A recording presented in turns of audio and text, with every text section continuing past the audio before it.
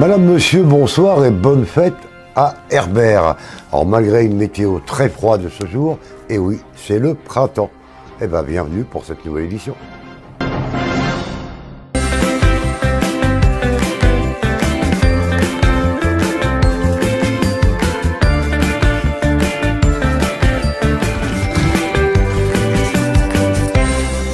La 21e brocante de l'Épi de Lumière, elle aura lieu le 20 mai au centre aqualudique de la Loue.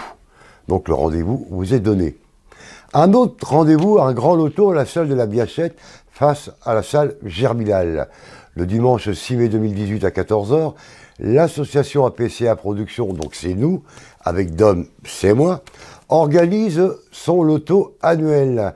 Donc on vous propose de vous faire gagner donc 3 000 € en bon d'achat Carrefour. Ça sera donc des cadeaux pour manger.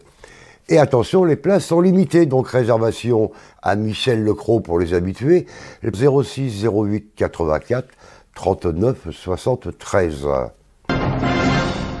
Suite à la démission du maire d'Argenty, André-Maxime Guérigné, Joël Guérigné devient le premier magistrat de la ville. De nombreux dossiers seront dans la continuité. Nous attendons prochainement des informations sur le début des travaux. Janvier, un mois d'intempéries très marqué dans notre région. La pluie et la neige ont créé des mises à mal aux chaussées. C'est le cas sur la route D993, reliant Montluçon à Évaux-les-Bains. Suite à un affaissement de la chaussée, toute la circulation en direction de la Creuse, Évaux-les-Bains, Chambon-sur-Voueize et Ozance, est renvoyée sur la route nationale 145. La circulation va être perturbée encore plusieurs semaines sur cette route 993, à la sortie d'Argenty direction Budolière. Plusieurs fissures ainsi qu'une déformation de la chaussée au niveau de cette route, passant au-dessus d'un ruisseau, rendent la circulation impossible. Une déviation par Thélier-Argenty a été mise en place pour les habitants du secteur, circulant à bord de véhicules légers. À la Souterraine, dans la Creuse, la fresque de Brivier est un moment très important.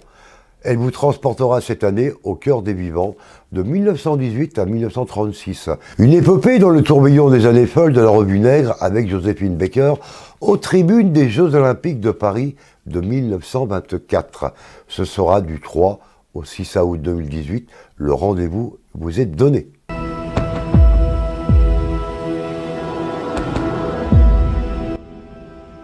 Le plus grand spectacle de nuit en Creuse est devenu un mythe immanquable. La fresque de Brivier est entrée une nouvelle fois dans une nouvelle dimension, avec de nombreuses nouveautés chaque année. La nouvelle mise en scène de lumière, les nouvelles projections vidéo ont métamorphosé le site médiéval de Brivier en un gigantesque théâtre à ciel ouvert. Tout a été imaginé pour donner au spectacle sa dimension historique et féerique. Le soleil se couchait sur la colline de Calbet et sur les derniers espoirs enviés. Ce fut bientôt la débandade dans l'armée des Saxons.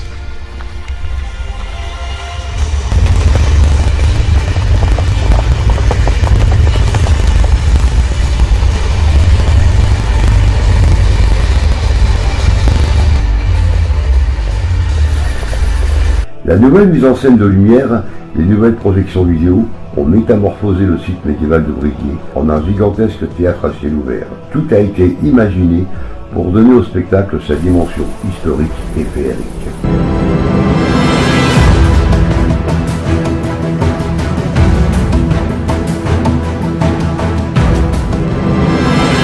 Une mise en scène remarquable, cette fresque gigantesque est conçue comme un film vécu en direct par les spectateurs, où tout s'articule à merveille. C'est au metteur en scène Jean-Noël Pinault que l'on doit ce spectacle grandiose. Passionné d'histoire et de théâtre, il a déjà réalisé beaucoup de spectacles en France et même en Europe. La technologie du XXIe siècle se met au service de l'histoire dans la création de 25 tableaux, dans lequel évoluent plus de 500 acteurs bénévoles, revêtant au gré de l'épopée pas moins de 2000 costumes. Le spectacle 2017 met en scène le périple d'Albéric, jeune tailleur de pierre il y a 1000 ans, qui le conduira d'Aquitaine aux confins des Terres Saintes. Conçu comme un film en direct, le spectacle retrace la double quête d'Albéric, celle de sa propre histoire et celle de la vie du bâtisseur.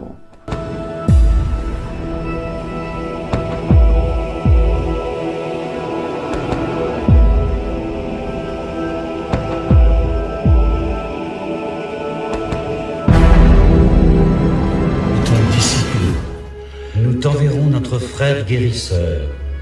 Et il va faire disparaître cette vilaine toux au plus vite.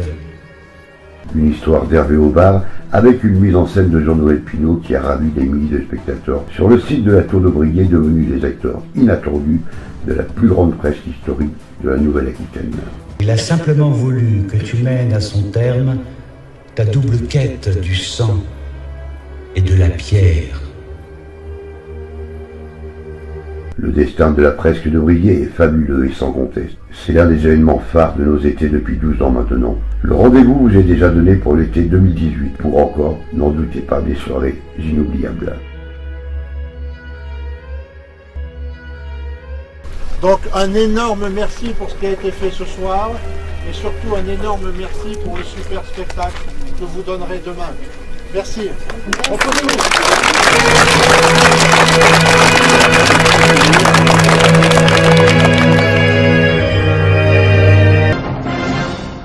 La tradition est respectée.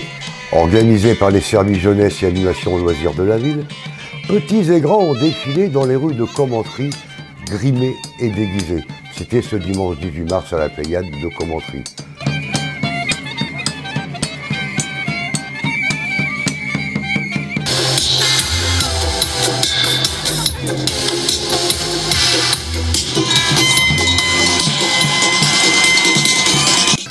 Le thème choisi pour cette année était le sport. La fête s'est terminée en apothéose et en musique par le traditionnel embrasement du char du carnaval.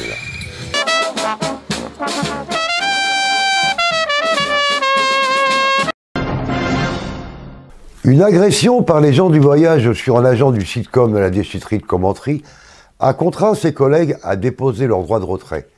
La déchetterie a été fermée jusqu'à hier. Un vigile a été appelé en renfort. Du samedi 17 mars au dimanche 8 avril, à l'Orangerie La Louvière à Montluçon, Joël Gibault et Annie Legros présentent leurs œuvres. Une exposition de peinture, sculpture et céramique. Les ouvertures sont du mercredi au dimanche, de 14h à 19h.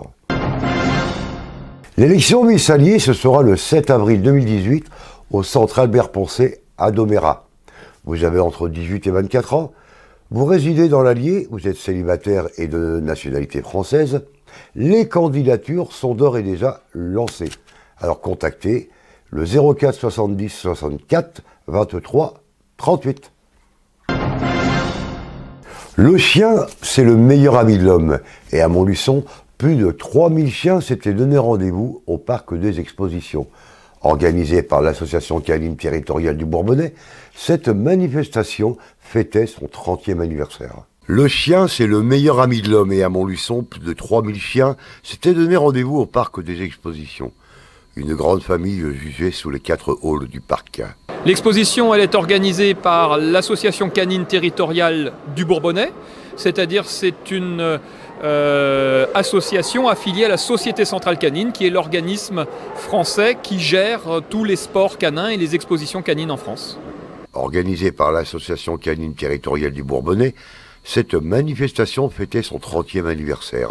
C'est la 30e édition, c'est la 30e année que nous faisons cette exposition internationale ici à Montluçon, au parc des expositions. C'est une exposition canine internationale qui regroupe 2600 chiens de plus de 300 races différentes. Et les chiens sont jugés par race d'abord, et puis progressivement on cherche à déterminer les plus beaux sujets, jusqu'à définir les 3 plus beaux sujets de la journée, et que le meilleur gagne. Chaque race est décrite par un standard, c'est-à-dire un document qui précise tous les points que doit posséder le chien pour être le modèle idéal de la race. Ce qu'on appelle l'archétype de la race, qui n'existe pas. C'est le chien parfait qu'on imagine. Donc le travail du juge dans une exposition, c'est de confronter ce standard qu'on a dans la tête avec la réalité du chien qu'on nous montre. L'exposition de Montluçon, c'est une exposition internationale. Donc les juges sont internationaux, il y en a qui viennent du Japon, il y en a qui viennent d'Australie, des États-Unis, puis évidemment des juges français. Et les chiens viennent aussi de France, mais de l'étranger. Donc on a à peu près toutes les régions de France qui sont représentées.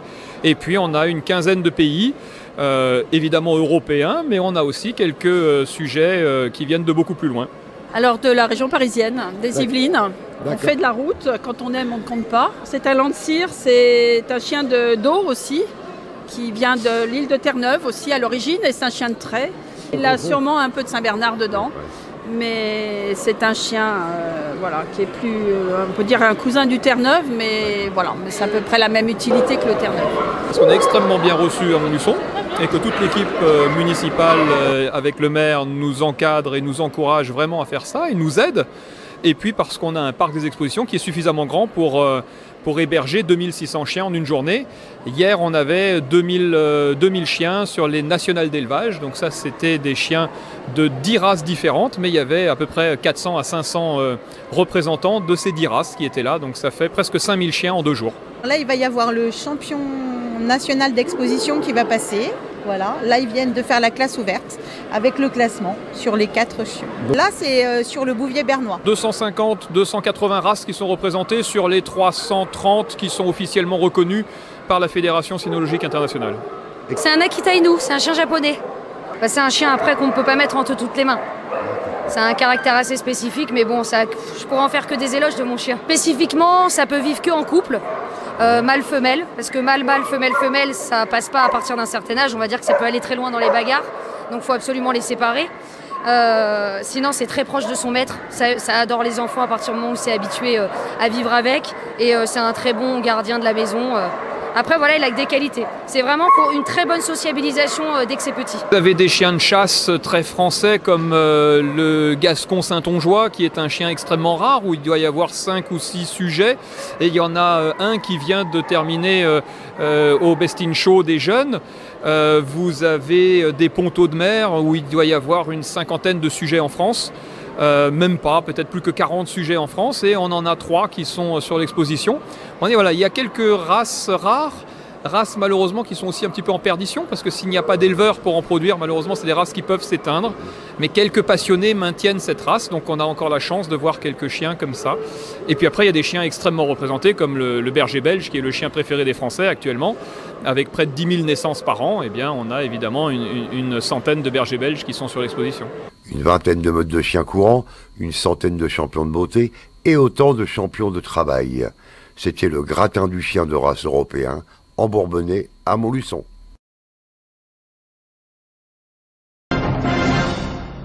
Merci de votre attention, donc rendez-vous demain à la même heure, 19h, et portez-vous bien.